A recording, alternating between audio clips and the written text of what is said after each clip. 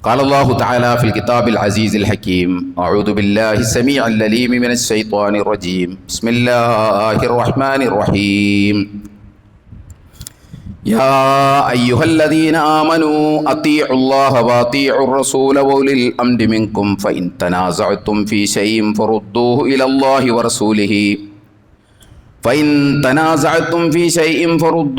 الله ورسوله إن كنتم تؤمنون بالله واليوم الآخر ذلك خير وأحسن تأويلا صدق الله العلي العظيم وصدق وبلغ رسوله النبي الكريم ونحن على ذلك من الشاهدين الشاكرين والعاقبة للمتقين والحمد لله رب العالمين. സ്നേഹം നിറഞ്ഞ സത്യവിശ്വാസികളായ സഹോദരി സഹോദരന്മാരെ, പ്രപഞ്ചനാഥനായ അള്ളാഹുവിൻ്റെ വിധിവിലക്കുകൾ അതിലംഘിക്കാതെ വ്യക്തിജീവിതത്തെയും കുടുംബജീവിതത്തെയും സാമൂഹ്യ ജീവിതത്തെയും മുന്നോട്ട് നയിക്കണമെന്ന് ആദ്യമായി എന്നോടും പിന്നീട് നിങ്ങളെയും വസിയത്ത് ചെയ്യുകയാണ്, ഉപദേശിക്കുകയാണ്. ജീവിതത്തിലുടനീളം അള്ളാഹു സുബ്ഹാനഹു വ തആലയുടെ നിയമ നിർദ്ദേശങ്ങളനുസരിച്ച് ജീവിക്കുവാനും അവസാനം കാമിലായ ഈമാനോടുകൂടി ഈ ലോകത്ത് നിന്ന് വിട പറയുവാനും നാളെ അവൻ്റെ ജന്നാത്തുൽ ഫിർദൗസിൽ അംബിയാ മുർസലിങ്ങളോടൊപ്പം സന്തോഷം കഴിഞ്ഞുകൂടുവാനുമുള്ള തൗഫീഖ് നൽകി അർഹമുർ റഹീമിനായ റബ്ബ് നമ്മെല്ലാവരെയും എല്ലാ അർത്ഥത്തിലും അനുഗ്രഹിക്കുമാറാകട്ടെ. നമുക്കറിയാം, കേരളത്തിലെ ഏറ്റവും പ്രധാനപ്പെട്ട മതസംഘടനയാണ് സമസ്ത കേരള ജമിയത്തുൽ ഉലമ. ആ മതസംഘടന അതിൻ്റെ ഒരു നൂറ്റാണ്ടിലേക്ക് എത്തുമ്പോൾ ആ സംഘടനയുടെ ചരിത്രത്തിലെ രണ്ടാമത്തെ ഏറ്റവും വലിയ പ്രതിസന്ധി അഭിമുഖീകരിച്ചുകൊണ്ടിരിക്കുകയാണ്. 1926 ജൂൺ മാസം 26-ാം തീയതി സയ്യിദ് ശിഹാബുദ്ദീൻ ചെറുകുഞ്ഞിക്കോയ തങ്ങളുടെ അധ്യക്ഷതയിൽ കോഴിക്കോട് ടൗൺ ഹാളിൽ വച്ച് ചേർന്ന യോഗത്തിൽ ബഹുമാന്യനായ വരക്കൽ മുല്ലക്കോയ തങ്ങൾ പ്രസിഡൻ്റായും പള്ളിവീട്ടിൽ മുഹമ്മദ് മുസ്ലിയാർ സെക്രട്ടറിയായും ആണ് ആദ്യമായി സമസ്ത കേരള ജമിയത്തുൽ ഉലമ രൂപം കൊള്ളുന്നത്. തുടക്കത്തിലൊക്കെ സ്ത്രീ വിദ്യാഭ്യാസത്തിന് നേരെ ശക്തമായ പുറംതിരിച്ചിൽ നടത്തിയെങ്കിലും പിന്നീട് സ്ത്രീകൾക്ക് വേണ്ടി, പെൺകുട്ടികൾക്ക് വേണ്ടി മാത്രമായി അറബിക് കോളേജുകൾ തുടങ്ങി സ്ത്രീ വിദ്യാഭ്യാസത്തിൻ്റെ കാര്യത്തിൽ വലിയ തോതിലുള്ള മുന്നേറ്റം നടത്തുന്നതാണ് നമ്മൾ കാണുന്നത്. എങ്കിലും ഇന്നും സ്ത്രീകൾ പൊതുവേദിയിൽ കയറുന്നതിനെയും പെൺകുട്ടികൾ മാത്രം പഠിക്കുന്ന 100% പെൺകുട്ടികൾ മാത്രം പഠിക്കുന്ന അറബിക് കോളേജിൻ്റെ സെനറ്റിലേക്കും സിൻഡിക്കേറ്റിലേക്കും സ്ത്രീ പ്രാതിനിധ്യവും ഇന്നും സമസ്ത വിലക്കുകയാണ്. ഏതാണ്ട് 10,000-ലേറെ മദ്രസകൾ സമസ്ത കേരളത്തിനകത്തും പുറത്തുമായി വളരെ വ്യവസ്ഥാപിതമായി വളരെ ശ്ലാഘനീയമായ രൂപത്തിൽ നടത്തിക്കൊണ്ടിരിക്കുന്നുണ്ട്. അവിടെയും ഈ പറഞ്ഞതുപോലെ ഈ ഉള്ളവൻ മനസ്സിലാക്കിയെടുത്തോളം ആ മദ്രസയിലൊന്നും തന്നെ ഒരു വനിതാ അധ്യാപികയെ നിയോഗിക്കുന്നത് പലപ്പോഴും നമുക്ക് കാണാൻ കഴിയില്ല. എന്തായാലും ഈ സമസ്ത കേരളത്തിലെ മുഖ്യധാര മുസ്ലിം സംഘടനയായ, പണ്ഡിത സംഘടനയായ സമസ്ത അതിൻ്റെ ഒരു നൂറ്റാണ്ടിൻ്റെ നിറവിൽ എത്തി നിൽക്കുകയാണ്. 2 കൊല്ലവും കൂടി 2026-ൽ 100 കൊല്ലമാകും സമസ്തക്ക് രൂപം കൊടുത്തിട്ട്. അങ്ങനെ ഒരു നൂറ്റാണ്ടിൻ്റെ നിറവിൽ എത്തി നിൽക്കുന്ന സമസ്തയെ നാം ഇന്ന് നോക്കുമ്പോൾ ചാനലുകളും സോഷ്യൽ മീഡിയയും പത്രമാധ്യമങ്ങളും എല്ലാവരും കൂടി തെരുവിലിട്ട് വലിച്ചു കീറുന്നതാണ് നമ്മൾ കണ്ടുകൊണ്ടിരിക്കുന്നത്. ഇതിന് ഉത്തരവാദി ആ സംഘടനയുടെ സാധാ അണികളല്ല എന്ന് നമുക്കറിയാം. ആ സംഘടനക്ക് നേതൃത്വം കൊടുക്കുന്ന ബഹുമാന്യരായ പണ്ഡിതന്മാരിൽ ചിലരാണ് എന്ന് നമുക്കെല്ലാവർക്കും അറിയാം. സമസ്ത കേരള ജമിയത്തുൽ ഉലമയെ സംബന്ധിച്ചിടത്തോളം ലോകത്ത് ഒരു സംഘടനക്കും ഇല്ലാത്ത ചില സവിശേഷമായ അവകാശവാദങ്ങൾ സമസ്ത കേരള ജമിയത്തുൽ ഉലമക്ക് ഉണ്ട് എന്നതാണ് പ്രത്യേകത. ഒന്നാമത്തേത്, സമസ്ത വെറും ഒരു സംഘടനയല്ല. സമസ്ത ഒരു പണ്ഡിത സംഘടനയാണ്. 40 അംഗ മുശാവറ അംഗങ്ങൾ ഉൾക്കൊള്ളുന്നതാണ് സമസ്ത കേരള ജമിയത്തുൽ ഉലമ. ഈ 40 മുശാവറ അംഗങ്ങളെക്കുറിച്ച് തന്നെ അവരുടെ അവകാശവാദം അല്ലെങ്കിൽ അവർ പറയുന്നത് നാം ഒന്ന് കേട്ടു നോക്കുക. അതായത് ഈ 40 പേർ കേരളത്തിലെ മുസ്ലിങ്ങൾക്കിടയിലെ പരിശുദ്ധന്മാരുടെ ഒരു കൂട്ടായ്മയാണ്. ഈ മുശാവറ പരമപരിശുദ്ധന്മാരുടെ ഒരു കൂട്ടായ്മയാണ്. സമസ്തയുടെ ബഹുമാന്യരായ പണ്ഡിതന്മാരുടെ വാക്കുകളും അവർ ഔദ്യോഗികമായി എഴുതിയ വാചകങ്ങളുമാണ് ഞാൻ പറയുന്നത്. 40 അംഗ മുശാവറ അംഗങ്ങൾ എന്ന് പറയുന്നത് കേരളത്തിലെ പരമപരിശുദ്ധരായിട്ടുള്ള ആളുകളുടെ ഒരു കൂട്ടായ്മയാണ്. മറ്റൊന്ന്, ഇസ്ലാമിൻ്റെ തനതായ രൂപമാണ് സമസ്ത. സമസ്തയാണ് ദീൻ. പ്രവാചകൻ്റെ കാലത്തെ ഇസ്ലാമിനെ അതിൻ്റെ യഥാർത്ഥ തനിമയോടുകൂടി നിലനിർത്തുന്ന ഏക പ്രസ്ഥാനമാണ് സമസ്ത കേരള ജമിയത്തുൽ ഉലമ. മറ്റൊന്ന് നോക്കൂ, മുസ്ലിം കൈരളിക്ക് വിശ്വാസത്തിൻ്റെ നേർരേഖ കാണിച്ചു കൊടുക്കുന്ന ഏക പണ്ഡിത സംഘടനയാണ് സമസ്ത. കേരളത്തിലെ മുസ്ലിങ്ങളുടെ മതപഠന സിലബസ് മാത്രമല്ല, സാമൂഹിക ജീവിതത്തിൻ്റെ കോഡും നിർമ്മിച്ചു നൽകുന്നത് സമസ്ത കേരള ജമിയത്തുൽ ഉലമയാണ്. മറ്റൊരു അവകാശവാദം നമ്മളൊന്ന് ശ്രദ്ധിച്ചു നോക്കൂ. സമസ്ത കേവലം ഒരു സംഘടനയല്ല. അന്ത്യപ്രവാചകൻ റസൂലുള്ളാഹി സല്ലല്ലാഹു അലൈഹി വസല്ലം പൂർത്തീകരിച്ച സത്യമതത്തിൻ്റെ യഥാർത്ഥ രൂപമാണ്. പ്രവാചകൻ്റെ അനന്തരഗാമികളാണ് പണ്ഡിതന്മാർ എന്ന് പറയുന്നവർ. അവർ ഒത്തുചേർന്നെടുക്കുന്ന തീരുമാനം അംഗീകരിക്കാൻ സമസ്തക്കാർ ബാധ്യസ്ഥരാണ് എന്നല്ല, മുസ്ലിം ഉമ്മത്ത് തന്നെ ബാധ്യസ്ഥരാണ് എന്നാണ് പറഞ്ഞു വയ്ക്കുന്നത്. മറ്റൊന്ന്, സമസ്തയെക്കുറിച്ചുള്ള വലിയ ഒരു അവകാശവാദം നിങ്ങളൊന്ന് ശ്രദ്ധിച്ചു നോക്കൂ. ആശയം കൊണ്ട് സമസ്ത തുടങ്ങുന്നത് 1 നൂറ്റാണ്ട് മുമ്പല്ല.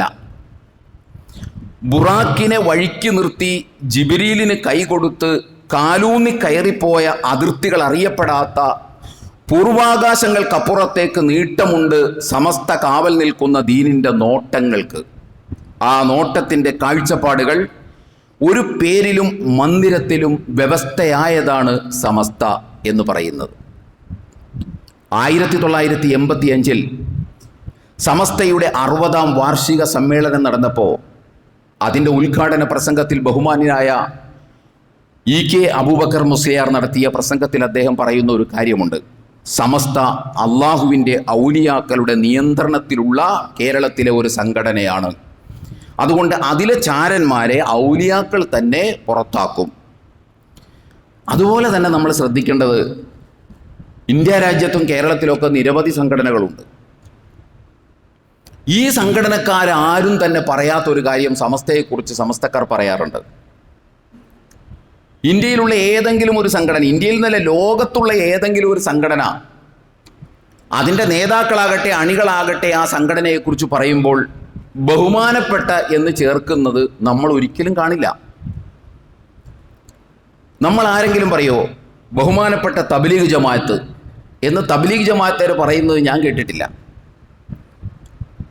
മുജാഹിദ് സുഹൃത്തുക്കൾ ബഹുമാനപ്പെട്ട കേരള നേതൃത്വത്തിൽ മുജാഹിദീൻ എന്ന് പറയുന്നത് നമ്മൾ കേട്ടിട്ടുണ്ടാവില്ല. ബഹുമാനപ്പെട്ട ജമിയത്തുൽ ഉലമായ ഹിന്ദ് എന്ന് പറയുന്നത് ജമിയത്തുൽ ഉലമായ ഹിന്ദിൻ്റെ ആളുകൾ പറയുന്നത് നമുക്ക് കാണാൻ സാധിക്കില്ല. ബഹുമാനപ്പെട്ട മജ്ലിസെ മുശാവറ എന്ന് പറയുന്നത് നമ്മൾ കാണില്ല. ബഹുമാനപ്പെട്ട ജമാഅത്തെ ഇസ്ലാമി എന്ന് ജമാഅത്തെ ഇസ്ലാമിക്കാരെങ്കിലും പറയുന്നതും നമ്മൾ കേൾക്കില്ല. അങ്ങനെ ലോകത്തൊരു സംഘടനയും ആ സംഘടനയോട് ചേർത്ത് ബഹുമാനപ്പെട്ട സംഘടന എന്ന് പറയാറില്ല. എന്നാൽ സമസ്തയുടെ ബഹുമാന്യരായ പണ്ഡിതന്മാരെല്ലാവരും സമസ്തയെക്കുറിച്ച് പറയുന്നത് ബഹുമാനപ്പെട്ട സമസ്ത എന്നാണ്. ബഹുമാനപ്പെട്ട സമസ്ത കേരള ജമിയത്തുൽ ഉലമ, ബഹുമാനപ്പെട്ട ഇസ്ലാം എന്ന് പോലും മുസ്ലിങ്ങൾ പറയാറില്ല. ബഹുമാനപ്പെട്ട ഇസ്ലാം എന്ന് പ്രസംഗത്തിൽ നമ്മൾ എവിടെയെങ്കിലും പറയുമോ? നമ്മൾ പറയാറില്ല. പക്ഷേ സമസ്തയെക്കുറിച്ച് ബഹുമാനപ്പെട്ട സമസ്ത കേരള ജമിയത്തുൽ ഉലമ എന്നാണ് അതിൻ്റെ വരേണ്യരായ പണ്ഡിതന്മാർ പറയുന്നത്. അത്രക്ക് വിശുദ്ധവും പവിത്രവുമായ വിശേഷണങ്ങൾ ചേർത്ത് പറയുമ്പോൾ ആ സംഘടനയും അത്രയും മഹത്വമായിരിക്കും, അതിലുള്ള ആളുകൾ അത്രയും മഹത്വമായിരിക്കണമല്ലോ. എന്നാൽ ഈ സംഘടനയിൽ നിന്നാണ്, അഥവാ ഔലിയാക്കന്മാരുടെ താങ്ങും തണലുമുള്ള ഈ പ്രസ്ഥാനത്തിൽ നിന്നാണ് നമ്മൾ കള്ളന്മാർ വിളി കേൾക്കുന്നത്. ഒറ്റുകാർ എന്ന വിളി കേൾക്കുന്നത്, തലേക്കെട്ട് തട്ടിത്തെറിപ്പിച്ച കഥകൾ കേൾക്കുന്നത്, നൂറുകണക്കിന് മനുഷ്യനെ സാക്ഷി നിർത്തിക്കൊണ്ട് പറഞ്ഞ കാര്യങ്ങൾ വിവാദമായി കഴിയുമ്പോൾ രാഷ്ട്രീയക്കാരെ പോലും വെല്ലുന്ന രൂപത്തിൽ നിഷേധിക്കുന്ന മെയ്വഴക്കം കാണിക്കുന്നത് ഈ സമസ്തയിലെ മുശാവറ അംഗങ്ങളിൽ ചിലരാണ്. എല്ലാവരെയും ഒന്നും നമ്മൾ സൂചിപ്പിക്കുന്നില്ല, ചിലരാണ്. അതുപോലെ തന്നെ ഒന്ന് ആലോചിച്ച് നോക്കൂ, സമസ്തയുടെ ലെറ്റർ പേഡിൽ പത്രമാധ്യമങ്ങൾക്ക് ഒരു വാർത്താക്കുറിപ്പ് കൊടുക്കുക, സമസ്തയുടെ തന്നെ ലെറ്റർ പേഡിൽ. എന്നിട്ട് സമസ്ത കേരള ജമിയത്തുൽ ഉലമയിലെ പണ്ഡിതന്മാർ തന്നെ അത് നിഷേധിക്കുക. ഇതിനൊക്കെ നമ്മൾ സാക്ഷിയാകേണ്ടി വരികയാണ്. ഒന്ന് ആലോചിച്ച് നോക്കൂ, ഇതൊന്നും ചാനലുകാർ ഒളിക്യാമറ വച്ച് ചോർത്തിയെടുത്തതല്ല. ഇതൊക്കെ സമസ്തയുടെ ബഹുമാന്യരായ പണ്ഡിതന്മാരിൽ ചിലർ ചാനലുകാരോടും വാർത്താമാധ്യമങ്ങളോടും പച്ചയായി പറഞ്ഞു വെച്ച കാര്യങ്ങളാണ്. സ്വകാര്യമായി പരിഹരിക്കേണ്ട പ്രശ്നങ്ങൾ, ആഭ്യന്തരമായി പരിഹരിക്കേണ്ട പ്രശ്നങ്ങൾ, ആ പ്രശ്നങ്ങൾ മുഴുവൻ ചാനലുകാർ വരുമ്പോൾ അവരുടെ മുൻപിലേക്ക് വാരി വലിച്ചിടുകയാണ്. നിങ്ങളൊന്ന് ആലോചിച്ച് നോക്കൂ, മാധ്യമ ധാർമ്മികത പലപ്പോഴും തൊട്ടു തീണ്ടാത്തത് എന്ന് നമുക്ക് പറയാൻ കഴിയുന്ന, മാധ്യമപ്രവർത്തനം ഒരു അമാനത്തായി കാണാത്ത ചാനലുകാരും മാധ്യമ പ്രവർത്തകരുമാണ് നമ്മുടെ ഇവിടെ ഉള്ളത്. അവർ വരുമ്പോൾ ഞങ്ങൾക്ക് പ്രത്യേകിച്ചൊന്നും പറയാനില്ല, ഞങ്ങളുടെ നേതാക്കന്മാർ അത് വ്യക്തമാക്കും, അല്ലെങ്കിൽ വ്യക്തമാക്കിയിട്ടുണ്ട്, നിങ്ങൾക്ക് പ്രത്യേകിച്ച് ഈ പ്രശ്നപരിഹാരത്തിന് ഇടപെടാനൊന്നും കാര്യമായ ഒരു റോളും നിങ്ങൾക്കില്ല, അതുകൊണ്ട് നിങ്ങൾ പോ എന്ന് പറയാനുള്ള തൻ്റെ ഇടം ഇവർ കാണിക്കുന്നില്ല എന്നതാണ് നമ്മൾ കാണുന്നത്. അതിനു പകരം ചാനൽ മാനിയെ ബാധിച്ചതുപോലെ ആരെങ്കിലും നീട്ടിപ്പിടിച്ച കോലുമായി വരുമ്പോൾ തനിക്കറിയാവുന്നത് മൊത്തം അങ്ങോട്ട് പറഞ്ഞു വിടുകയാണ്. ഒന്ന് ആലോചിച്ച് നോക്കൂ, നമ്മൾ എത്രത്തോളം എന്ന് ചോദിച്ചാൽ തൻ്റെ പ്രതിയോഗിയുടെ വായടപ്പിക്കാൻ വേണ്ടി, തൻ്റെ പ്രതിയോഗിയെ ഉത്തരം മുട്ടിക്കാൻ വേണ്ടി പതിറ്റാണ്ട് മുമ്പ് നടന്നുപോയ കാര്യങ്ങൾ, ആളുകൾ വിസ്മൃതിയിലേക്ക് കൊണ്ടുപോയിട്ടുള്ള കാര്യങ്ങൾ, അഥവാ ജോസഫ് മാസ്റ്ററുടെ കൈവെട്ടിയപ്പോൾ ആ കൈവെട്ടിയ സന്ദർഭത്തിൽ കോളേജിൽ ലഡു വിതരണം ചെയ്തു എന്നടക്കം ചാനലുകാരോട് വിളിച്ചു പറയുക. എന്തിനാണിത് പറയുന്നത്? ആ പറയുന്നവരുടെ ഇഖ്ലാസ് ചോദ്യം ചെയ്യപ്പെടേണ്ടതല്ലേ? അല്ലെങ്കിൽ ഈ സന്ദർഭത്തിലാണോ, ഈ ഒരു അന്തരീക്ഷത്തിലാണോ ആളുകൾ മറന്നുപോയ പതിറ്റാണ്ട് പഴക്കമുള്ള കാര്യങ്ങൾ വീണ്ടും സ്മൃതിയിലേക്ക് കൊണ്ടുവരുന്നത്? ഇതൊക്കെ കാണുമ്പോൾ നമുക്ക് പ്രാർത്ഥിക്കാൻ തോന്നിപ്പോവുകയാണ്, പടച്ച തമ്പുരാനെ, ഞങ്ങളുടെ പണ്ഡിതന്മാരെ നീ പന്തല് കെട്ടി കാക്കണമേ തമ്പുരാനെ എന്ന് പ്രാർത്ഥിക്കാൻ തോന്നുകയാണ് നമുക്ക്. അത്രമാത്രം വഷളായി കാര്യങ്ങൾ. നമ്മളൊന്ന് ആലോചിച്ച് നോക്കൂ, ഇവിടെ വേറെയും സംഘടനകളില്ലേ? ഇവിടെ എത്രയോ സംഘടനകളുണ്ട്. ഇവർ പരസ്പരം ഇങ്ങനെ പറയുമ്പോൾ ജമാഅത്തെ ഇസ്ലാമിയെയും മുജാഹിദിനെയും തബ്ലീഗിനെയും കുറിച്ച് ഇവർ പറയുന്നതിൽ വലിയ അത്ഭുതമൊന്നും നമുക്ക് തോന്നൂല. ഇവിടെ ധാരാളം സംഘടന വേറെ ഉണ്ട്, ധാരാളം മതങ്ങൾ ഇവിടെ വേറെയുണ്ട്. ആ മതങ്ങളിലൊക്കെ പ്രശ്നങ്ങളുണ്ട്. ആരെങ്കിലും അതിനെക്കുറിച്ച് വല്ല ചർച്ചയും ഇതുപോലെ നടത്തുന്നുണ്ടോ എന്ന് നമ്മളൊന്ന് ആലോചിച്ച് നോക്കൂ. ഇവിടെ ക്രൈസ്തവ സംഘടനയില്ലേ? കേരളത്തിലെ ക്രൈസ്തവ മതസമൂഹം കഴിഞ്ഞ 3-4 കൊല്ലങ്ങളിലായിട്ട് നിരന്തരമായി പ്രശ്നങ്ങൾ അഭിമുഖീകരിച്ചു കൊണ്ടിരിക്കുകയാണ്.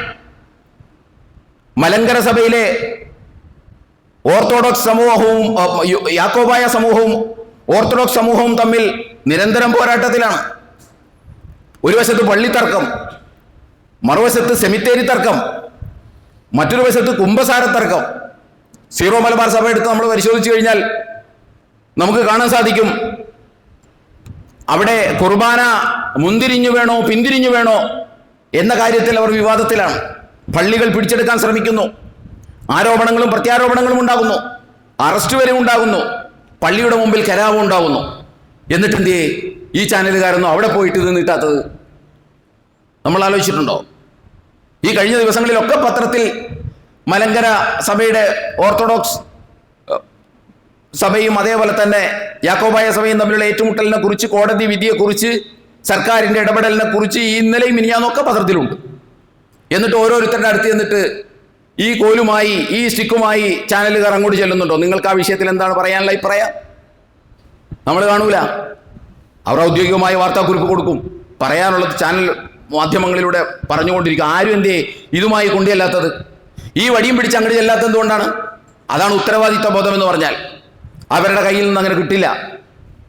അതേസമയം നമ്മളെ സംബന്ധിച്ചിടത്തോളം നമ്മുടെ ആളുകൾ, ഞാൻ നേരത്തെ പറഞ്ഞതുപോലെ ചാനൽ മാനിയെ ബാധിച്ചതുപോലെ എല്ലാം കയറി വിളമ്പുകയാണ്. അവസാനം വിളമ്പി എന്തായി എന്ന് ചോദിച്ചാൽ, റിപ്പോർട്ടർ ചാനലിന്റെ റിപ്പോർട്ടർ ബഹുമാന്യനായ ഒരു പണ്ഡിതന്റെ മുമ്പിൽ ഇരുന്ന് വിട്ടുവീഴ്ചയെക്കുറിച്ച് ക്ലാസ് എടുക്കേണ്ട അവസ്ഥ വരെയായി.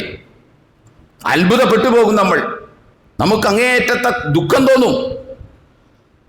ആ ചാനലുകാർ വരുമ്പോൾ ചാനലുകാരുടെ മുമ്പിൽ ഇരുന്ന് ചാനലുകാരൻ പറയുകയാണ്, ഹുദൈബിയ സന്ധി എന്ന് പറയുന്ന ഒരു സന്ധിയുണ്ട്. ആ സന്ധിയിൽ മുഹമ്മദ് നബി തിരുമേനി കാണിച്ച ഉയർന്ന വിട്ടുവീഴ്ചയുണ്ട്.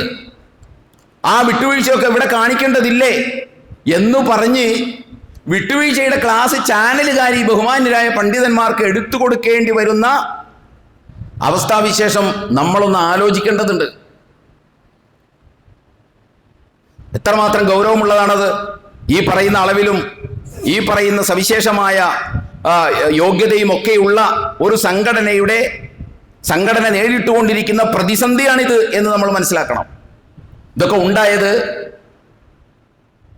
ഈ പറയുന്ന അർത്ഥത്തിൽ ഹുദൈബിയ സന്ധി ചൂണ്ടിക്കാണിച്ച് അവിടെ പ്രവാചകൻ തിരുമേനി സ്വല്ലല്ലാഹു അലൈഹി വസല്ലം കാണിച്ചു കൊടുത്ത ആ ഉയർന്ന വിട്ടുവീഴ്ചയെക്കുറിച്ച് ക്ലാസ് എടുക്കേണ്ടി വന്നത് എന്തുകൊണ്ടാണെന്ന് ചോദിച്ചാൽ, വിശുദ്ധ ഖുർആൻ ഉയർത്തിയ ഒരു സംഘടനയിലായാലും ഒരു പ്രസ്ഥാനത്തിലായാലും, സർവോപരി സാക്ഷാൽ ഇസ്ലാമിക പ്രസ്ഥാനത്തിലായാലും ശരി, അണികളും നേതാക്കളും ഒക്കെ അവലംബിക്കേണ്ട വിശുദ്ധ ഖുർആൻ അതിശക്തമായി ഉയർത്തിപ്പിടിച്ച സത്യവിശ്വാസികളെ എന്ന് വിളിച്ചുകൊണ്ട് പറഞ്ഞ ഉയർന്ന 3 മൂല്യങ്ങൾ ഉല്ലംഘിച്ചത് കൊണ്ടാണ് ഈ സംഭവങ്ങൾ ഇപ്പോൾ ഇവിടെ ഉണ്ടായിട്ടുള്ളത് എന്ന് നമുക്ക് മനസ്സിലാക്കാൻ സാധിക്കും.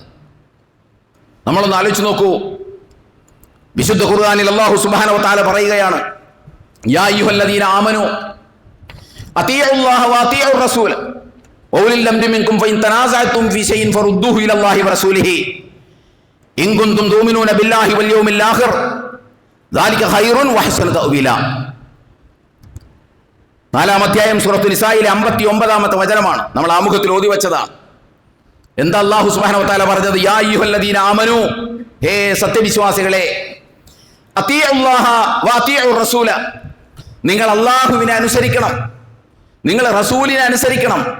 വഉലിൽ അംരി മിൻകും, നിങ്ങളിൽ നിന്നുള്ള നേതാക്കന്മാരെ, നേതൃത്വത്തെ നിങ്ങൾ അനുസരിക്കണം. അതാത് മേഖലകളിൽ നിങ്ങൾക്ക് നേതൃത്വം നൽകാൻ നേതാവുണ്ടാകും. അത് ചെറിയ നേതാവുണ്ടാകും, അത് വലിയ നേതാവുണ്ടാവും, അത് സംസ്ഥാന നേതാവുണ്ടാവും, അത് ദേശീയ നേതാവുണ്ടാവും, അത് അന്തർദേശീയ നേതാവുണ്ടാവും. ഏത് നേതാവാണെങ്കിലും ശരി, വൗലിൽ അംരി മിൻകും, നിങ്ങൾ എന്ത് ചെയ്യണം? നിങ്ങൾ ആ നേതൃത്വത്തെ ആദ്യം അനുസരിക്കണം. ഫൈൻ തനാസഅതും ഫീ ശൈഇൻ ഫറുദ്ദൂഹു ഇലല്ലാഹി വറസൂലി. ഇനി നിങ്ങളുടെ ഇടയിൽ എന്തെങ്കിലും അഭിപ്രായ വ്യത്യാസങ്ങൾ ഉണ്ടായാൽ ആ അഭിപ്രായ വ്യത്യാസങ്ങളെല്ലാം കൂടി ചെന്ന് ചാനലുകാരോട് പറയല്ല ചെയ്യേണ്ടത്. നിങ്ങൾ അതിനു പകരം വിശുദ്ധ ഖുർആനിലേക്കും തിരുസുന്നത്തിലേക്കും മടങ്ങണം. എന്നിട്ട് സ്വകാര്യമായി ആഭ്യന്തരമായി പണ്ഡിതന്മാരുടെ നേതൃത്വത്തിൽ, അതിനാണല്ലോ നമുക്ക് ഈ മുശാവറയും ശൂറയും ഒക്കെ ഉള്ളത്, അതിനകത്തിരുന്ന് ചർച്ച ചെയ്ത് ഒരു തേർഡ് പാർട്ടിയെ ഇടപെടിക്കാതെ ആ പ്രശ്നം പരിഹരിക്കണം. അതിനാദ്യം വേണ്ടത് എന്താണെന്ന് ചോദിച്ചാൽ നേതൃത്വത്തെ അനുസരിക്കണം. നേതൃത്വം തൽക്കാലത്തേക്കൊന്ന് മാറി നിൽക്ക്, ഞങ്ങൾ നിങ്ങളെക്കുറിച്ച് ഒരു കാര്യം പറയട്ടെ, അല്ലെങ്കിൽ ചർച്ച ചെയ്യട്ടെ എന്ന് പറഞ്ഞാൽ അന്തസ്സോടെയും അഭിമാനത്തോടെയും കൂടി ഇറങ്ങിപ്പോകാൻ ഇസ്ലാമികമായ അയാൾ ബാധ്യസ്ഥനാണ്, മാറി നിൽക്കാൻ അയാൾ ബാധ്യസ്ഥനാണ്. അതിൻ്റെ ഉല്ലംഘനമാണ് സമസ്തയിൽ നടന്ന 1-ാമത്തെ പ്രശ്നം. ഇത് സമസ്തക്കാർക്ക് വേണ്ടിയിട്ടോ ആ പണ്ഡിതന്മാർക്ക് വേണ്ടിയിട്ടോ മാത്രം പറയുന്നൊരു കാര്യമല്ല. നമ്മൾ സാധാരണക്കാരായിട്ടുള്ള ആളുകളും നമ്മൾ മനസ്സിലാക്കേണ്ടതുണ്ട്. നമുക്കൊരു നേതൃത്വമുണ്ടെങ്കിൽ ആ നേതൃത്വത്തെ അനുസരിക്കാൻ നമ്മൾ ബാധ്യസ്ഥരാണ്. ഇവിടെ പറഞ്ഞു വെക്കേണ്ട മറ്റൊരു കാര്യമുണ്ട്. വിശുദ്ധ ഖുർആൻ നേതൃത്വത്തെ അനുസരിക്കാൻ പറയുമ്പോഴും അല്ലാഹു സുബ്ഹാനഹു വ തആല വിശുദ്ധ ഖുർആനിൽ ഒരിടത്തും നിങ്ങൾക്കൊരു നേതാവ് വേണമെന്ന് പറയുന്നില്ല, നിങ്ങൾക്കൊരു നേതാവ് ഉണ്ടാകണമെന്ന് ഖുർആൻ പറയുന്നില്ല. എന്താണ് പറയാത്തതെന്നറിയാമോ? നേതാവില്ലാത്തൊരു സങ്കല്പം ഇസ്ലാമിലില്ല. നേതാവുണ്ടായ മതിയാകും, അത് പ്രത്യേകിച്ച് എഴുതി വെക്കേണ്ട കാര്യമില്ല. റസൂൽ ആ നേതൃത്വത്തിനാണ് മാതൃക കാണിച്ചു തന്നത്. സത്യവിശ്വാസികൾക്ക് അംഗീകരിക്കാനും അനുസരിക്കാനും ഒക്കെ ഒരു നേതാവ് വേണം. ആ നേതാവിനെ നേതാവില്ലാത്ത അവസ്ഥയല്ല, നേതാവ് ഉണ്ടായാൽ തന്നെ അനുസരിക്കാത്ത അവസ്ഥയാണ് ആളുകളിൽ കാണുക. അതുകൊണ്ടാണ് അല്ലാഹു സുബ്ഹാനഹു വ തആല നേതാവിനെ അനുസരിക്കണമെന്ന് യാ അയ്യുഹല്ലദീന ആമനൂ, സത്യവിശ്വാസികളെ എന്ന് വിളിച്ച് ആവശ്യപ്പെട്ടത്. നേതാവിനെ നിങ്ങൾ അനുസരിക്കണം. അതുകൊണ്ട് നേതാവില്ലാത്ത ഒരു മുസ്ലിം ജീവിതം എന്ന് പറയുന്നത് ഇസ്ലാമിക് കോൺസെപ്റ്റിലില്ല. എന്തൊക്കെ ന്യായങ്ങൾ നമ്മൾ നിരത്തിയാലും അനുസരിക്കാൻ ഒരു നേതാവില്ലാത്ത ഈ ഒറ്റക്കൊറ്റക്ക് മുസ്ലിമായി ജീവിക്കുക എന്ന് പറയുന്ന ഒരു സംഭവമേ ഇസ്ലാമിലില്ല. ആ നേതൃത്വത്തെ അനുസരിക്കേണ്ട കാര്യമാണ് അല്ലാഹു സുബ്ഹാനഹു വ തആല പറയുന്നത്. വംറുഹും ശൂറാ ബൈനഹും, അവരുടെ കാര്യങ്ങൾ അവർ കൂടിയാലോചിച്ച് കാര്യങ്ങൾ തീരുമാനിക്കുമെന്നാണ് പറയുന്നത്. അല്ലാതെ എൻ്റെ കാര്യം ഞാൻ ഒറ്റക്കൊറ്റക്ക് തീരുമാനിക്കുമെന്നല്ല. വംറുഹും ശൂറാ ബൈനഹും, അവർ അവരുടെ ഇടയിൽ കൂടിയാലോചനയിലൂടെ കാര്യങ്ങൾ തീരുമാനിക്കും. ആ ശൂറയാണ് ഈ ശൂറയും ഈ മുശാവറയും എന്ന് നമ്മൾ മനസ്സിലാക്കണം. വശാവിറുഹും ഫിൽ അംർ, കാര്യങ്ങൾ അവരുമായി കൂടിയാലോചിക്കുക. അപ്പൊ കൂടിയാലോചിച്ച് നടത്തണം. ആ കൂടിയാലോചിക്കാൻ എന്ത് വേണം? കൂടിയാലോചന സമിതി വേണം. ആ കൂടിയാലോചന സമിതിക്ക് ഒരു നേതാവ് വേണം. അപ്പോൾ ആ നേതാവിനെ അനുസരിക്കാൻ നമ്മൾ ഓരോരുത്തരും ബാധ്യസ്ഥരാണ്. ആ സംഘടനയാണെങ്കിൽ ആ സംഘടന ശരിയാണെന്ന് നമ്മൾ വിശ്വസിക്കുന്നിടത്തോളം കാലം ആ സംഘടനയിൽ നേതൃത്വത്തെ അനുസരിക്കാൻ എല്ലാവരും ബാധ്യസ്ഥരാണ്. അതാ ഏത് സംഘടനയാണെങ്കിലും ഈ സംഘടന ശരിയാണെന്ന് വിശ്വസിച്ച ഒരാൾ കേരള നദവത്തുൽ മുജാഹിദീനിൽ പ്രവർത്തിക്കുന്നുണ്ടെങ്കിൽ, സമസ്ത കേരള ജമിയത്തുൽ ഉലമയിൽ പ്രവർത്തിക്കുന്നുണ്ടെങ്കിൽ, തബ്ലീഗ് ജമാഅത്തിൽ പ്രവർത്തിക്കുന്നുണ്ടെങ്കിൽ, ജമാഅത്തെ ഇസ്ലാമിയിൽ പ്രവർത്തിക്കുന്നുണ്ടെങ്കിൽ ആ നേതൃത്വത്തെ അനുസരിക്കാൻ ഈ സത്യവിശ്വാസികൾ ബാധ്യസ്ഥരാണ്. അഭിപ്രായ വ്യത്യാസങ്ങൾ ആ സംഘടനയിൽ പ്രവർത്തിക്കുമ്പോഴും ഉണ്ടാകാം, സ്വാഭാവികമാണ്. അതില്ലാത്ത ഒരു സങ്കല്പമൊന്നും ഇസ്ലാം എവിടെയും വരച്ചു കാണിക്കുന്നില്ല.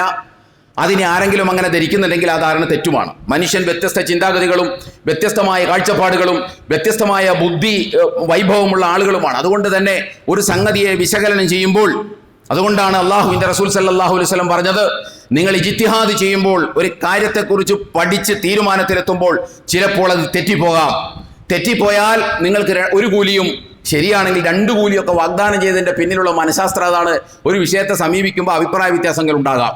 പക്ഷേ അഭിപ്രായ വ്യത്യാസങ്ങളൊക്കെ കൂടിയാലോചിച്ച് തീരുമാനിച്ചതിന് ശേഷം ഒരഭിപ്രായം രൂപപ്പെട്ട് കഴിഞ്ഞാൽ ആ അഭിപ്രായത്തെ അംഗീകരിക്കാൻ അതിനകത്ത് കീഴിലുള്ള എല്ലാവരും ബാധ്യസ്ഥരാണ്. അല്ലെങ്കിൽ പിന്നെ വിശുദ്ധ ഖുർആനിനെയും നേർക്കുനേരെ അതിലംഘിച്ചുകൊണ്ടുള്ള നിലപാടും അഭിപ്രായങ്ങളൊക്കെ ആ സംഘടന ഉയർത്തണം.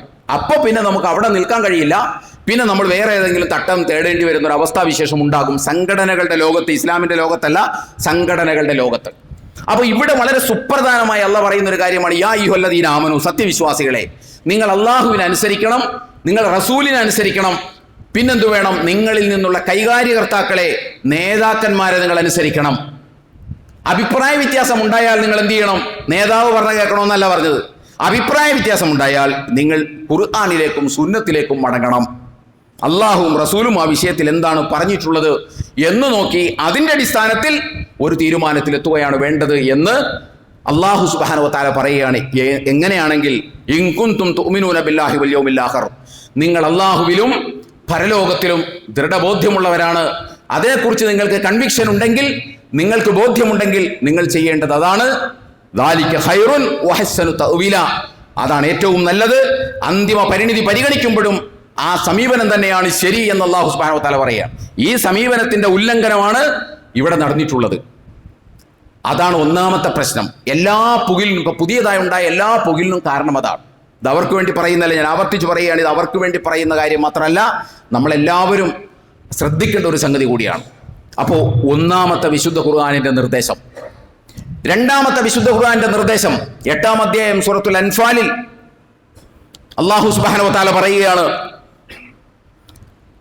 യാ അയ്യുഹല്ലദീന ആമനൂ, 27-ാമത്തെ വചനം, യാ അയ്യുഹല്ലദീന ആമനൂ ലാ തഖൂനുല്ലാഹ വറസൂൽ വതഖൂനു അമാനാതികും വഅൻതും തഅലമൂൻ. ഹേ സത്യവിശ്വാസികളെ, ഇവിടെയും സത്യവിശ്വാസികളെ എന്ന് വിളിച്ചാ പറയുന്നത്. ഹേ സത്യവിശ്വാസികളെ, യാ അയ്യുഹല്ലദീന ആമനൂ ലാ തഖൂനുല്ലാഹ വറസൂൽ, നിങ്ങൾ അല്ലാഹുവിനെയും അവന്റെ റസൂലിനെയും വഞ്ചിക്കരുത്. വതഖൂനു അമാനാതികും, അമാനത്തുകളുടെ കാര്യത്തിലും നിങ്ങൾ വഞ്ചന കാണിക്കരുത്. അമാനത്തുകളുടെ കാര്യം എന്താണ്? അമാനത്ത് എന്ന് പറഞ്ഞാൽ നമ്മുടെ ജീവിതത്തിൽ ഉടനീളമുള്ള ഒരു കാര്യമാണത്. അമാനത്ത് എന്ന് പറയുന്നത് ഒരു സംഘടനയാണെങ്കിൽ ആ സംഘടനയുടെ നേതൃത്വം ഒരാളെ ഏൽപ്പിച്ചിട്ടുണ്ട്, ആ സംഘടന അയാളിൽ ഏൽപ്പിച്ച അമാനത്താണത്. ഒരു സംഘടനയുടെ രഹസ്യം കാത്തു സൂക്ഷിക്കുക എന്ന് പറയുന്നത് ആ സംഘടനയിലുള്ള ആളുകളുടെ ഏൽപ്പിച്ചുള്ള അമാനത്താണ്. അമാനത്താണ്. അങ്ങനെ ജീവിതത്തിന്റെ സർവ്വമണ്ഡലങ്ങളിലും ഏൽപ്പിക്കപ്പെട്ടതോ ഏറ്റെടുത്തതോ ബാധ്യതപ്പെട്ടതോ ആയ ഉത്തരവാദിത്വത്തിനാണ് അമാനത്ത് എന്ന് പറയുന്നത്. ഈ അമാനത്ത് കാത്തു സൂക്ഷിക്കാൻ ഓരോ സംഘടനയുടെയും നേതാക്കളും പണ്ഡിതന്മാരാണെങ്കിൽ പണ്ഡിതന്മാരും ബാധ്യസ്ഥരാണ്. രണ്ടാമത് അവിടെ നടന്നിട്ടുള്ളത് ഈ അള്ളാഹുവിൻ്റെ ഈ കൽപ്പനയുടെ ഉല്ലംഘനമാണ്. 40 പേര് കൂടിയിരുന്ന് തീരുമാനിക്കുന്ന ഒരു വേദിയിൽ അവിടെ പലതും പറഞ്ഞിട്ടുണ്ടാകാം, അവിടെ പലതും നടന്നിട്ടുണ്ടാകാം. അത് അമാനത്താണ്. അത് പുറത്തോട്ട് പറയേണ്ട കാര്യമല്ല, അത് അവിടെ തന്നെ തുടങ്ങി അവിടെ തന്നെ അവസാനിക്കേണ്ട കാര്യമാണ്. അതിനു പകരം ചാനലുകൾ നീട്ടിപ്പിടിച്ച വടിയുമായി വന്നപ്പോൾ അതിനകത്ത് നടന്ന കാര്യങ്ങളെല്ലാം പുറത്തോട്ട് വിളമ്പി.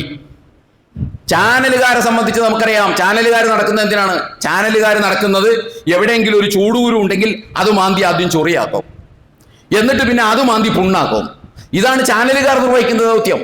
ആ ചാനലുകാരുടെ മുമ്പിലേക്കാണ് ഇത് മൊത്തം വിളമ്പുന്നത് എന്ന് നമ്മൾ ആലോചിക്കേണ്ടതുണ്ട്. അപ്പൊ അല്ലാഹു സുബ്ഹാനഹു വ തആല പറഞ്ഞു, നിങ്ങൾ അമാനത്തിൽ വഞ്ചന കാണിക്കരുത്. രഹസ്യം സൂക്ഷിക്കേണ്ടതുണ്ടെങ്കിൽ രഹസ്യം സൂക്ഷിക്കണം. അതിങ്ങനെ വിളിച്ചു പറഞ്ഞുകൊണ്ട് നടക്കലല്ല. അങ്ങനെ വരുമ്പോൾ നിങ്ങൾക്ക് ഇതിനകത്ത് റോളൊന്നുമില്ല, പോയിക്കോ, ഞങ്ങളുടെ നേതാക്കന്മാർ പറഞ്ഞിട്ടുണ്ട്, അത് ഞങ്ങൾ അംഗീകരിക്കുന്നു എന്ന് പറയാൻ അവർക്ക് സാധിക്കണം. പക്ഷെ അത് സാധിച്ചില്ല. ഉള്ള കാര്യങ്ങൾ മുഴുവൻ പുറത്തോട്ട് പറഞ്ഞു.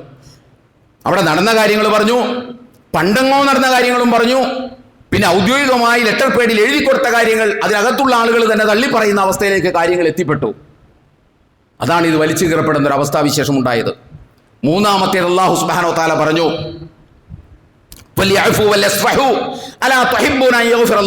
ഞാൻ നേരത്തെ പറഞ്ഞില്ലേ, റിപ്പോർട്ടർ ചാനലിന്റെ റിപ്പോർട്ടർ ഹുദൈബിയ സന്ധി ചൂണ്ടിക്കാണിച്ച് ക്ഷമ അവലംബിക്കേണ്ട കാര്യം പഠിപ്പിച്ചു കൊടുത്തെന്ന് പറഞ്ഞ പോലെ അല്ലാഹു സുബ്ഹാനഹു വ തആല പറഞ്ഞു, നിങ്ങൾ വിട്ടുവീഴ്ച കാണിക്കണം, നിങ്ങൾ ക്ഷമിക്കണം, നിങ്ങൾ പുറത്തു കൊടുക്കണം. അലാ തുഹിബ്ബൂന അൻ യഗ്ഫിറല്ലാഹു ലക്കും, അല്ലാഹു നിങ്ങൾ അല്ലാഹുവിനോട് കാണിച്ച അക്രമങ്ങളുണ്ടല്ലോ അതിൽ വിട്ടുവീഴ്ച കാണിക്കണം എന്ന്, നിങ്ങളോട് അല്ലാഹു വിട്ടുവീഴ്ച കാണിക്കണമെന്ന് നിങ്ങൾ ആഗ്രഹിക്കുന്നില്ലേ? ഇത് വലിയ ചോദ്യമാണ്. നമ്മുടെ ജീവിതത്തിൽ നമ്മൾ വിട്ടുവീഴ്ച കാണിക്കേണ്ടി വരുന്ന ഘട്ടത്തിലെല്ലാം ഓർക്കേണ്ട അല്ലാഹുവിന്റെ ഒരു വചനമാണ്. അല്ലാഹു ചോദിക്കുകയാണ്, ഈ ആയത്തിന്റെ അവതരണ പശ്ചാത്തലം, റിവിലിംഗ് കോണ്ടെക്സ്റ്റ് ഞാൻ ഇതിനു മുമ്പുള്ള പല ഖുതുബകളിലും സൂചിപ്പിച്ചിട്ടുണ്ട്. ആയിഷ ബീവിയുമായി ബന്ധപ്പെട്ട അപവാദവുമായി ബന്ധപ്പെട്ടാണ് ഈ ആയത്തിന്റെ അവതരണമുള്ളത്. എന്നിട്ട് അല്ലാഹ്, അത് ഞാൻ വിശദീകരിക്കാൻ ഇപ്പോൾ ഉദ്ദേശിക്കുന്നില്ല, എന്നിട്ട് അല്ലാഹ് പറയുകയാണ്, നിങ്ങൾ വിട്ടുവീഴ്ച കാണിക്കണം, നിങ്ങൾ ആളുകൾക്ക് പുറത്തു കൊടുക്കണം എന്ന് പറഞ്ഞ് അവസാനിപ്പിക്കുകയല്ല ചെയ്തത്. അലാ തുഹിബ്ബൂന യഗ്ഫിറല്ലാഹു ലക്കും, നിങ്ങൾ അല്ലാഹുവിനോട് കാണിച്ച ഒട്ടനവധി അക്രമങ്ങളുണ്ട്, ആ അക്രമങ്ങൾ അല്ലാഹു നിങ്ങൾക്ക് പുറത്തു തരണം, വിട്ടുവീഴ്ച ചെയ്ത് തരണം എന്ന് നിങ്ങൾ ആഗ്രഹിക്കുന്നില്ലേ? അതുകൊണ്ട് നിങ്ങൾ ഇതുപോലുള്ള സന്ദർഭങ്ങളിൽ വിട്ടുവീഴ്ച ചെയ്യണമെന്ന് അല്ലാഹ് പറയും. എത്ര മനോഹരമായ അല്ലാഹുവിന്റെ ഒരു ആവിഷ്കാരമാണ് എന്ന് നമ്മളൊന്ന് ആലോചിച്ച് നോക്കൂ. അതവിടെയും തീരുന്നില്ല. വിശുദ്ധ ഖുർആനിൽ തഖ്വ നമുക്കറിയാം, നമ്മുടെ ജീവിതത്തിലെ ഏറ്റവും പ്രധാനപ്പെട്ട മൂല്യമാണ്. അല്ലെങ്കിൽ നാളെ പരലോകത്ത് സ്വർഗത്തിൽ പോകാനും ഇഹലോകത്ത് അള്ളാഹുവിന്റെ തൃപ്തി കരസ്ഥമാക്കാനും നാളെ പരലോകത്ത് സ്വർഗം ലഭിക്കാനും ഒരു വിശ്വാസി ജീവിതത്തിൽ കാത്തു സൂക്ഷിക്കേണ്ട വലിയ ഒരു ക്വാളിറ്റിയാണ് തഖ്വ എന്ന് പറയുന്നത്. തഖ്വയാണ് നമ്മുടെ ഏറ്റവും വലിയ മൂലധനം എന്ന് പറയുന്നത് തഖ്വയായിരിക്കണം. ഒരു വിശ്വാസിയുടെ ഏറ്റവും വലിയ ഏണിങ്സ് എന്ന് പറയുന്നത് തഖ്വയായിരിക്കണം. തഖ്വയില്ലെങ്കിൽ എല്ലാം പോയി. ആ തഖ്വയോട് ഏറ്റവും അടുത്തത് എന്നല്ല പറഞ്ഞ 2 കാര്യങ്ങളുണ്ട്. വിശുദ്ധ ഖുർആനിന്റെ 6236 ആയത്തുകൾ നമ്മൾ പരതിയാൽ 2 സ്ഥലത്ത് മാത്രമാണ് അല്ലാഹു അഖ്റബുലി തഖ്വ, ഇതാണ് തഖ്വയോട് ഏറ്റവും അടുത്തത് എന്ന് പറഞ്ഞിട്ടുള്ളത്. 2 കാര്യം. ഈ 2 കാര്യങ്ങളും ആരാധനയോ അനുഷ്ഠാന കർമ്മങ്ങളോ ആയി ബന്ധപ്പെട്ടതല്ല, ജീവിതത്തിൽ പാലിക്കേണ്ട 2 ഉയർന്ന മൂല്യങ്ങളുമായി ബന്ധപ്പെട്ടതാണ്. ഒന്നാമത്തേത് 5-ാം അധ്യായം സൂറത്തുൽ മാഇദയിലെ 8-ാമത്തെ വചനം, യഅ്ദിലു ഹുവ അഖ്റബുലി തഖ്വ, നിങ്ങൾ നീതി പാലിക്കണം. ഹുവ അഖ്റബുലി തഖ്വ, അത് തഖ്വയോട് ഏറ്റവും അടുത്തതാണ്. ഒന്നാമത്തെ പരാമർശം ഇവിടെയാണ്. അഥവാ നീതി നമുക്കറിയാം, എവിടെ നീതി ലംഘിക്കപ്പെടുന്നുവോ അവിടെയാണ് പ്രശ്നങ്ങൾ ഉണ്ടാവുക. അതുകൊണ്ട് അല്ലാഹു സുബ്ഹാനഹു വ തആല പറഞ്ഞു, നീതി പാലിക്കണം. തഖ്വ ഉണ്ട് എന്ന് അവകാശപ്പെടുന്നുണ്ടെങ്കിൽ, തഖ്വ ആർജിക്കണം എന്ന ഉദ്ദേശമുണ്ടെങ്കിൽ നിങ്ങൾ നീതി പാലിക്കണം, അത് തഖ്വയോട് ഏറ്റവും അടുത്തതാണ് എന്നാണ്. രണ്ടാമത്തേത് വിശുദ്ധ ഖുർആനിലെ 2-ാം അധ്യായം സൂറത്തുൽ ബഖറയിലെ 238-ാമത്തെ വചനമാണ്, വൻ തഅഫു അഖ്റബുലി തഖ്വ, നിങ്ങൾ വിട്ടുവീഴ്ച കാണിക്കണം. അക്റബുലി തഖ്വ, അത് തഖ്വയോട് ഏറ്റവും അടുത്തതാണ്. തഖ്വയോട് ഏറ്റവും അടുത്തതാണ്. ഈ രണ്ടും തമ്മിൽ പരസ്പരം പൂരകമാണ്. ഈ രണ്ടെണ്ണം, അഥവാ ഒന്ന് നീതിയാണ്, മറ്റൊന്ന് വിട്ടുവീഴ്ചയാണ്. ഇത് രണ്ടും പരസ്പര പൂരകമാണ്. ഒരിടത്ത് പ്രശ്നമുണ്ടാകുന്നത് നീതി ലംഘിക്കുമ്പോഴാണ്, ഉണ്ടായ പ്രശ്നം പരിഹരിക്കപ്പെടുന്നത് വിട്ടുവീഴ്ച കാണിക്കുമ്പോഴാണ്. അതാണ് അത് തമ്മിലുള്ള ബന്ധം എന്ന് പറയുന്നത്. അള്ളാഹുവിൻ്റെതാണല്ലോ വിശുദ്ധ വേദഗ്രന്ഥം, അവന്റെ കലാമാണല്ലോ ഖുർആൻ. അതുകൊണ്ട് അത്രയും കരുതലോടുകൂടിയാണ് ആ രണ്ട് പ്രയോഗങ്ങൾ അള്ളാഹു തഖ്വയോട് ചേർത്ത് വെച്ച് നടത്തിയിട്ടുള്ളത്. എവിടെ നീതി ലംഘിക്കപ്പെടുന്നുവോ അവിടെ പ്രശ്നങ്ങൾ ഉണ്ടാകും, എവിടെ പ്രശ്നങ്ങൾ ഉണ്ടാകുന്നുവോ അവിടെ പരിഹരിക്കണമെങ്കിൽ വിട്ടുവീഴ്ച ഉണ്ടായേ മതിയാകുള്ളൂ. അതുകൊണ്ടാണ് വിട്ടുവീഴ്ച വലിയ ഗുണമാണ്, വലിയ മേന്മയുള്ള, വലിയ പ്രതിഫലമുള്ള, അള്ളാഹുവിങ്കൽ വലിയ പരിഗണനയുള്ള സംഗതിയാണ് വിട്ടുവീഴ്ച എന്ന് പറയുന്നത്. ജീവിതത്തിലെ സർവ്വ തലങ്ങളിലും നമ്മൾ കാത്തു സൂക്ഷിക്കേണ്ട ഒരു മൂല്യമാണ് വിട്ടുവീഴ്ച എന്ന് പറയുന്നത്. നമ്മളതിനെക്കുറിച്ച് വിശദമായി പറഞ്ഞു പോയിട്ടുള്ളതാണ്. അപ്പൊ അതുകൊണ്ട് ഈ മൂല്യങ്ങൾ ഉയർത്തിപ്പിടിച്ചിരുന്നുവെങ്കിൽ ഈ സമസ്ത കേരള ജംഇയ്യത്തുൽ ഉലമ എന്നല്ല, ഭിന്നിപ്പിന്റെ ഏതൊരു സാധ്യതകളെയും നമുക്ക് അവസാനിപ്പിക്കാൻ കഴിയും. പ്രത്യേകിച്ച് ഇസ്ലാമിക സമൂഹത്തിലുള്ള ഭിന്നിപ്പിന്റെ അത് ഉല്ലംഘിച്ചത് കൊണ്ടാണ് ഈ ഫുക്കാറുകളെല്ലാം ഇവിടെ ഉണ്ടായിട്ടുള്ളത് എന്ന് നമ്മൾ മനസ്സിലാക്കണം. അതുകൊണ്ട് അത് ഉണ്ടാകാൻ പാടില്ലാത്തതാണ്. ഏതൊരു സംഘടന ഇന്നത്തെ സാമൂഹ്യ സാഹചര്യത്തിൽ, ഇന്ത്യയിലെ ഏതൊരു ഇസ്ലാമിക സംഘടനയും മുസ്ലിം സംഘടനയും ഭിന്നിപ്പോ അല്ലെങ്കിൽ അതുപോലെയുള്ള ആഭ്യന്തര പ്രശ്നങ്ങളോ നേരിടുന്നുണ്ടെങ്കിൽ അത് മുസ്ലിമിനെ സംബന്ധിച്ചിടത്തോളം അവന് വല്ലാത്ത വിഷമവും അതുപോലെ തന്നെ വല്ലാത്ത മനോവേദനയും ഉണ്ടാക്കുന്ന സംഗതിയാണ്. കാരണം സംഘപരിവാർ അതിന്റെ മുഴുവൻ ദംഷ്ടങ്ങളും പുറത്തെടുത്തുകൊണ്ട് വാവിളർന്നു നിൽക്കുന്ന സന്ദർഭത്തിൽ ആഭ്യന്തരമായി കലാപങ്ങൾ ഉണ്ടാവുക എന്ന് പറയുന്നത് ഒരു ഈമാനുള്ള വിശ്വാസിയെ സംബന്ധിച്ചിടത്തോളം, അത് ഏത് സംഘടനയിലാകട്ടെ, അത് ഏത് സംഘടനയിൽ പ്രവർത്തിക്കുന്ന മുസ്ലിം ആകട്ടെ, മറ്റേതൊരു സംഘടനയിലും ഉണ്ടാകാൻ നമ്മൾ ആഗ്രഹിക്കരുത്. ഉണ്ടായിക്കഴിഞ്ഞാൽ തന്നെ അതിന്റെ ആരോഗ്യകരമായ ശമനത്തിനു വേണ്ടി ആത്മാർത്ഥമായിട്ട് നമ്മൾ അള്ളാഹുവിനോട് പ്രാർത്ഥിക്കുകയും ചെയ്യേണ്ടതുണ്ട്. മറ്റൊരു സംഗതി നമ്മൾ മനസ്സിലാക്കേണ്ടത്, ഇതൊക്കെ ഉണ്ടാകുമ്പോൾ നമുക്കിതൊക്കെ ഇവിടെ പറയേണ്ടി വരുന്നതിന്റെ കാരണം എന്താണെന്ന് ചോദിച്ചാൽ, അതൊരു സംഘടനയില്ലാതെ അവർ നോക്കിക്കൊള്ളൂലേ എന്ന് നമുക്ക് വിചാരിക്കാം. ഇതൊക്കെ ഉണ്ടാകുമ്പോൾ ഇതിനൊരു സോഷ്യൽ ഇമ്പാക്റ്റ് ഉണ്ട്. ഇത്തരം സംഘടനകളിൽ ഉണ്ടാകുന്ന പ്രശ്നങ്ങൾക്കൊരു സോഷ്യൽ ഇമ്പാക്റ്റ് ഉണ്ട്. അതെന്താണെന്ന് ചോദിച്ചാൽ മറ്റൊന്നുമല്ല, ആളുകൾക്ക് സംഘടനകളോട് പിന്നെ പുച്ഛമായിരിക്കും, ആളുകൾക്ക് സംഘടനാ നേതാക്കന്മാരോട് പിന്നെ പുച്ഛമായിരിക്കും. സർവോപരി പണ്ഡിതന്മാരുടെ ക്രെഡിബിലിറ്റി നഷ്ടപ്പെടും. പണ്ഡിതന്മാരോട് യാതൊരു ആദരവും ബഹുമാനവും ഉണ്ടാവില്ല. കാരണം പച്ചക്കള്ളങ്ങളൊക്കെ വിളിച്ചു പറഞ്ഞാൽ പിന്നെ എങ്ങനെയാണ് ആദരവുണ്ടാവുക? അപ്പൊ ആളുകളുടെ ആദരവ് നഷ്ടപ്പെടും. അവർക്ക് സമൂഹം കൊടുത്തുകൊണ്ടിരിക്കുന്ന ബഹുമാനവും ആദരവും ഒക്കെ നഷ്ടപ്പെടാൻ അത് കാരണമാകും. സർവോപരി ഞാൻ പറഞ്ഞല്ലോ, ഒരു കൂട്ടായ്മയുമായി ചേർന്ന് നിന്ന് മുന്നോട്ട് പോകുന്നതാണ് എപ്പോഴും ഒരു മുസ്ലിമിനെ സംബന്ധിച്ചിടത്തോളം നല്ലത്. ഞാൻ എപ്പോഴും ഇവിടെ പറഞ്ഞിട്ടുണ്ട്, നമ്മളും നമ്മുടെ മക്കളെയും ഒക്കെ ഏതെങ്കിലും ഒരു കൂട്ടായ്മയുമായി ചേർത്ത് നിർത്തുന്നത് ഈ കെട്ടകാലത്ത് ഏറ്റവും നല്ലതാണ് എന്ന് നമ്മൾ പലവട്ടം പറഞ്ഞിട്ടുണ്ട്. അത് ഏത് വേണമെന്നുള്ളത് കേൾവിക്കാരാണ് തീരുമാനിക്കേണ്ടത്. ഇവിടെ നിന്ന് അതിനകത്തൊരു തീർപ്പ് പറയാൻ ഞാൻ ആളല്ല, അത് ശരിയുമല്ല. പക്ഷേ സംഭവിക്കാൻ പോകുന്ന എന്താണെന്ന് ചോദിച്ചാൽ, ഇത്തരം സംഗതികളോട് ആളുകൾക്ക് വല്ലാത്ത ഒരു പ്രയാസം തോന്നും. എന്തിനിത് എന്ന തോന്നലുണ്ടാകും. അകത്തുള്ള ആളുകൾക്ക് വരെ എന്തിനാണിത്, ഇത്രയൊക്കെ ഈ കാലം കൂടെ നടന്നിട്ട് ഇതൊക്കെ തന്നെയാണല്ലോ കേൾക്കുന്നത് എന്ന ഒരു പ്രയാസം എല്ലാവർക്കും ഉണ്ടാകും. അത് ഏത് സംഘടന പ്രശ്നങ്ങൾ നേരിട്ടാലും ഉണ്ടാകും. മറ്റൊരു സംഗതി എന്താണെന്ന് ചോദിച്ചാൽ, ആളുകൾ എക്സ് മുസ്ലിം ആവണോ അതോ മുസ്ലിം ആവണോ എന്ന തീരുമാനത്തിൽ പടിവാതിൽക്കൽ ചെന്ന് നിൽക്കുകയാണ്. ആ നിൽക്കുന്ന ഘട്ടത്തിൽ ഇത്തരത്തിൽ പ്രശ്നങ്ങൾ ഉണ്ടാകുമ്പോൾ അവർക്ക് എക്സ് മുസ്ലിം ആവാനോ അല്ലെങ്കിൽ മതം വിടാനോ ആയിരിക്കും താല്പര്യം ഉണ്ടാകുക. അതിനെല്ലാം ഇതൊരു ജസ്റ്റിഫിക്കേഷനായിട്ട് മാറും. അതിൻ്റെ ഒക്കെ ഉത്തരവാദിത്വം ഈ പറയുന്ന ബഹുമാന്യരായ ഏത് സംഘടനയിലായാലും ബഹുമാന്യരായ പണ്ഡിതന്മാർ നാളെ അള്ളാഹുവിൻ്റെ മുമ്പിൽ കനത്ത വില ഒടുക്കേണ്ടി വരും എന്നത് ഒരു വസ്തുതയാണ്. കാരണം ആളുകൾ ഇസ്ലാം വിട്ടുകിട്ടിയാൽ പിന്നെ എല്ലാം അനുവദനീയമാണ്, എല്ലാ ഹറാമ് ഹലാലാവും, അതുകൊണ്ട് ഇത് എന്തെങ്കിലും ന്യായം പറഞ്ഞ് പുറത്തോട്ട് പോകലാണ് നല്ലത് എന്ന് വിചാരിച്ച് നടക്കുന്ന ഒരുപാട് യുവത നമ്മുടെ ഇടയിലുണ്ട്. അവർക്കൊരു പിടിവള്ളിയായി, അവർക്ക് അവരുടെ മനസ്സിനെ തന്നെ സമാധാനിപ്പിക്കാൻ കഴിയുന്ന ന്യായവാദങ്ങളായി ഇത് നിലകൊള്ളും എന്ന് നമ്മൾ മനസ്സിലാക്കണം. അതോടൊപ്പം നമുക്ക് പറയാനുള്ളത്, ആദ്യം ഈ സംഘടനകൾ, ഇസ്ലാമിക സംഘടനകൾ, മുസ്ലിം സംഘടനകൾ പരസ്പരം തീവ്രവാദികളും ഭീകരവാദികളും ആക്കുന്നത് ആദ്യം ഇവർ നിർത്തണം. ആദ്യം ഇവർ അർജന്റായിട്ട്, ഇമ്മീഡിയറ്റ് ആയിട്ട്, അടിയന്തരമായി നിർത്തേണ്ടത് ഈ പരസ്പരം ഭീകരവാദികളാണ്, തീവ്രവാദികളാണ് എന്ന് ആരോപിക്കുന്നത് നിർത്തണം. സംഘപരിവാറിന് ഒറ്റുകൊടുക്കുന്ന പണിയാണത്. ഈ കേരളത്തിൽ ഒരു സംഘടനയും, ഏത് സംഘടനയാകട്ടെ, ഒരു സംഘടനയും ഒരു തീവ്രവാദ പ്രവർത്തനത്തിലും കേരളത്തിൽ ഇന്നോളം ഏർപ്പെട്ടിട്ടില്ല. ഏതെങ്കിലും സംഘടന അതിൻ്റെ ഒരു നാമ്പിലെത്തിയിട്ടുണ്ടെങ്കിൽ കേരളക്കരയിലെ മുഴുവൻ മുസ്ലിം സംഘടനകളും അതിനെ ശക്തമായി എതിർത്തിട്ടുണ്ട് എന്നതാണ് സത്യം. പിന്നെ വളരെ സമാധാനത്തോടുകൂടി പതിറ്റാണ്ടുകളായിട്ട് പ്രവർത്തിച്ചുകൊണ്ടിരിക്കുന്ന സംഘടനകളുടെ പേരിൽ വെറുതെ തലയിൽ വെച്ച് തീവ്രവാദവും ഭീകരവാദവും ആരോപിക്കുക, അതിൽ നമുക്ക് അത്ഭുതം തോന്നുന്നില്ല. കാരണം ഇന്നലെ വരെ തങ്ങളുടെ കൂടെ നിന്ന ആളുകളെക്കുറിച്ച് ഭീകരവാദവും തീവ്രവാദവും അന്ന് നിങ്ങൾ ജോസഫ് മാഷ കൈവെട്ടിയപ്പോൾ ലഡു വിതരണം ചെയ്തില്ലേ എന്നൊക്കെ ഇന്ന് ചോദിക്കുമ്പോൾ ആ ചോദ്യത്തിന്റെ പുറകിലുള്ള ദുരുദ്ദേശം മൂക്ക് കീഴ്പോട്ടുള്ള അരിയാഹാരം തിന്നുന്ന ഏതൊരുത്തരും തിരിയും എന്ന് ഈ ബഹുമാന്യരായ പണ്ഡിതന്മാർ മനസ്സിലാക്കണം. വിവരവും വെളിവും വെള്ളിയാഴ്ചക്കുള്ള ആളുകളാണ് സമൂഹത്തിൽ ജീവിക്കുന്നത്. ഒരു കാര്യം പറയുമ്പോൾ എന്തുദ്ദേശത്തിലാണ് പറയുന്നത് എന്നൊക്കെ എല്ലാവർക്കും അറിയാൻ കഴിയും. അതുകൊണ്ട് ഈ പരസ്പര തീവ്രവാദ ആരോപണം ഉന്നയിക്കുന്നത് നമ്മളെല്ലാവരും നിർത്തണം. ആരും ഇവിടെ ഒരു തീവ്രവാദവും ഉണ്ടാക്കുന്നില്ല. അത് ഒറ്റുകൊടുക്കുന്ന പണിയാണ്. ഒരു കാര്യം കൂടി ആലോചിക്കേണ്ടതുണ്ട്. ഇത്തരം ചെയ്തികളുടെ ബലമാണോ ഈ സംഘടനകൾക്കകത്ത് ആകെ ഭിന്നിപ്പും പ്രശ്നങ്ങളും കലാപവും ഉടലെടുക്കുന്നത്? ഇതിൻ്റെ ഒക്കെ പ്രത്യാഘാതങ്ങളാണോ എന്നുകൂടി നമ്മൾ ഒരു ആത്മപരിശോധന നടത്തേണ്ടതുണ്ട്. നമ്മൾ വിശ്വാസികളാണ്, അള്ളാഹുവിനെ മുൻനിർത്തിയാണ്. നമ്മൾ ആരുമല്ല ഇവിടെ സ്വർഗം കൊടുക്കുന്നത്. ഇവിടെ ഒരു സംഘടനയുടെയും കയ്യിൽ സ്വർഗത്തിൻ്റെ താക്കോലില്ല. പിന്നെ നമ്മളെന്തിനാണ്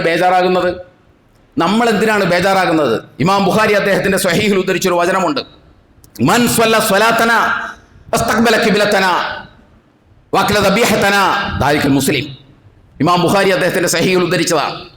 ഞാൻ നമസ്കരിക്കുന്നത് പോലെ നമസ്കരിക്കുക, നമ്മൾ അറുത്തത് തിന്നുക, അതുപോലെ തന്നെ നമ്മൾ തിരിഞ്ഞു നിൽക്കുന്ന കിബിലയിലേക്ക് തിരിഞ്ഞു നിൽക്കുക, അവരൊക്കെ മുസ്ലിങ്ങളാണ്. ഈ ഒരു പൊതു തത്വം നമുക്ക് അംഗീകരിക്കാൻ സാധിക്കണം.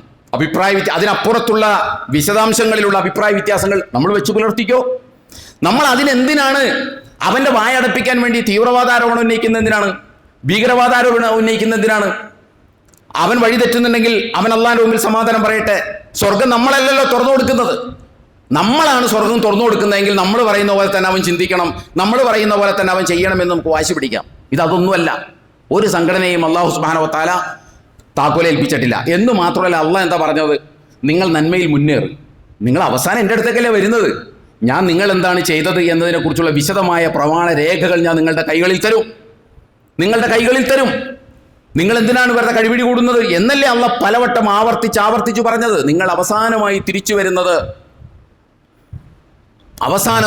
വരുന്നത് എങ്കിലേക്കാണ്. ഞാൻ കാണിച്ചു തരാം നിങ്ങൾ ചെയ്തതിൽ ഏതാണ് ശരി, ഏതാണ് തെറ്റ്, ഏതാണ് വസ്തുത എന്നപ്പം ഞാൻ പറയും.